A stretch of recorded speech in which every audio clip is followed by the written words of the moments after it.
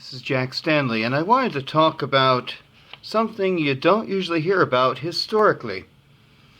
And this is like something really fascinating, going back to the original sources. Now, what I have to tell you is that during the Civil War, there was a lot of animosity between many political leaders. The president, of course, was Abraham Lincoln. And Lincoln had his detractors and he had his supporters. Of course, we were also involved in a civil war, which many people felt was being fought for the wrong purpose. There had been a peace commission. Lincoln refused to meet with the peace commission. And then when he goaded the South into firing at Fort Sumter, he basically invaded the South because he said he had a right to, because they weren't making the money from the ports. Now, he did have someone who was a major detractor, who caused a lot of issues for Lincoln, and then Lincoln kicked him out of the country. His name was the Honorable C.L. Vallandigham. Vallandigham, I guess is the way you say it. This is his book. Came out in 1863. And here is his image. Let me get this for you so you can see.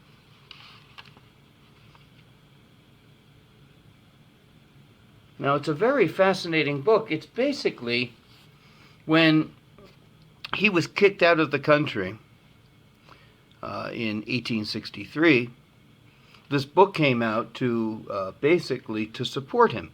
He was also from out of the country running for the governorship of Ohio. He had been a congressman from Ohio, and that's why he's called the Honorable C.L. Vallandigham. But the interesting thing is, I want you to listen to a few things here. It talks about his record and his speeches, and they are quite fiery, I must say. And they were very much against Lincoln. In fact, they were calling for Lincoln's impeachment.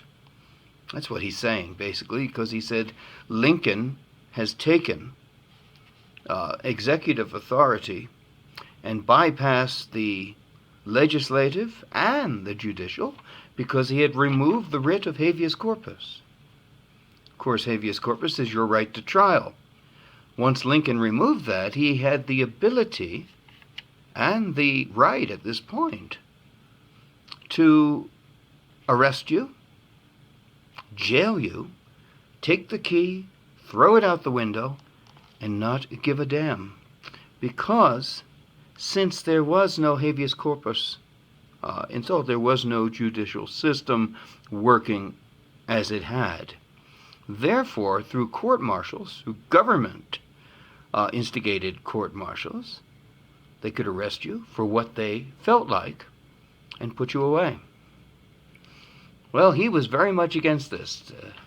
Our friend here from Ohio, he was a congressman from Ohio.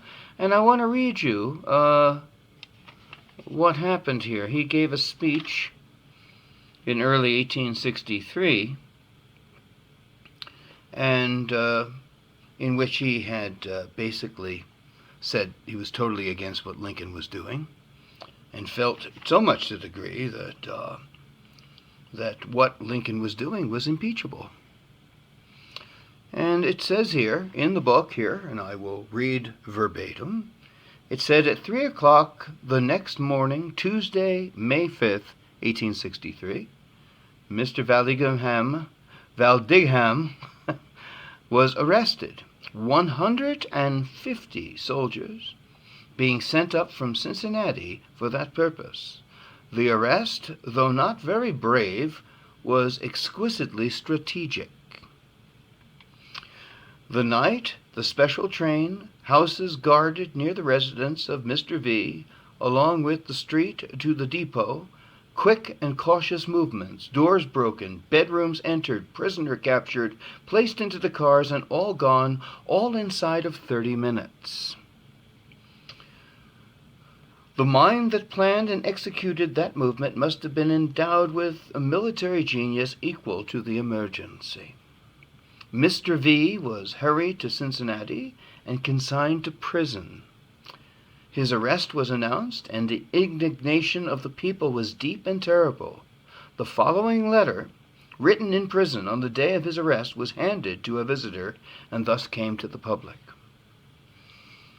To the Democracy of Ohio, Military Prison, Cincinnati, Ohio, May 5, 1863.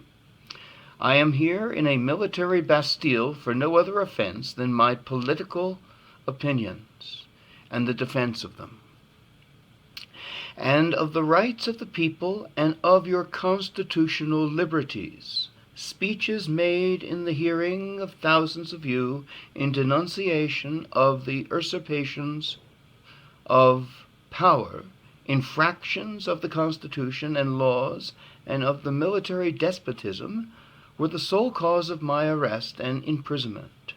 I am a Democrat for the Constitution, for law, for the Union, for liberty, and this is my only crime.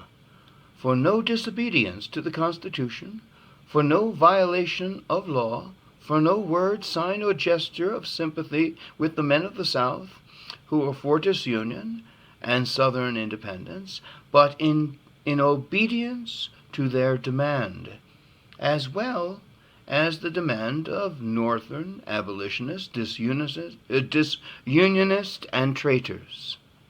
I am here in bonds today, but time at last sets all things even. Meanwhile, Democrats of Ohio, of the Northwest, of the United States, be firm. Be true to your principles, to the Constitution, to the Union, and all will yet be well. As for myself, I will adhere to every principle, and will make good through imprisonment, and in life itself, every pledge and declaration which I have ever made, uttered, or manifested from the beginning. To you, the whole people, to time I again appeal. Stand firm, falter not an instant. Well, he went before the court-martial, and, well, I can tell you, he was found guilty. He was taken out of the country through the directions of President Lincoln. In fact, it says here that he was delivered to the rebels at 10 o'clock Sunday evening, May 24th, and basically made their prisoner, but they didn't want him. He wasn't for anything that they were standing for, actually, in many respects. He was for peace. They liked that. But he obviously had no power in the North, which were not for peace, because the South wanted to leave, the North wanted it to stay. Now, it will say here at the end of this whole thing, at the end it says, nominated for governor and return demanded. On the 11th of June, 1863, Mr. V, I'll just use it that way because that's quite a name, was still being in involuntary exile, and we was nominated for governor of Ohio. Those 20,000 citizens of the states, elected and volunteer delegates assembled at the Capitol for that purpose. The nomination was unanimous and enthusiasm unparalleled. Thus stands the record of Vallandigham. Thus 20,000 free men have returned to their homes, resolved to make his election sure on the second Tuesday in October. Nonetheless, he was not. He was defeated. He went to Canada, and when the war ended, he came back to the United States. He would be killed by accident in a courtroom as he was demonstrating how someone was shot with a gun. He didn't know it was loaded, and he shot himself in the head. Pretty sad end for an individual who obviously got under the skin of Abraham Lincoln, and Lincoln did everything in his power to shut him up and get rid of him.